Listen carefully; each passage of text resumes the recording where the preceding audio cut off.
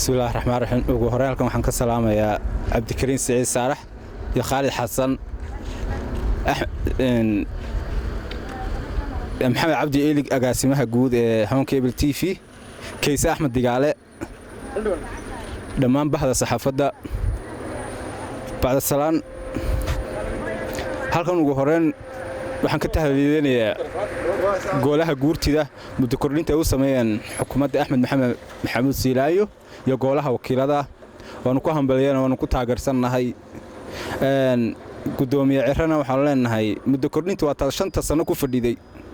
maanta iyo ku dhibin maantana ka loo kordhiyay waa adiga Siilaayo qura looma kordhiyin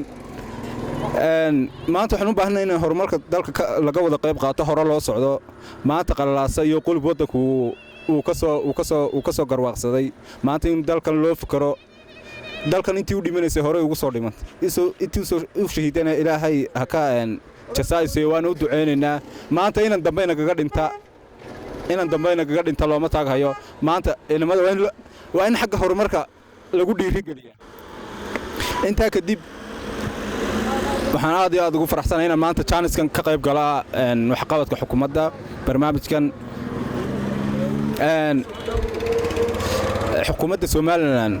wax la taaban karo ay ka qabatay qaranka Soomaaliland waxa kowka lacagtii gimbaartay ka bedeshay gobolada bariga waxa kamid ah ciidamada qalabka sida oo lacagtii u kordhisay mushaharkii markay soo qabatayba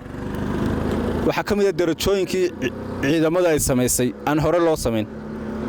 waxa kamid ah wadooyinkii halbowlaha u ahaa Soomaaliland oo ay wada sameysay sida tadawga cad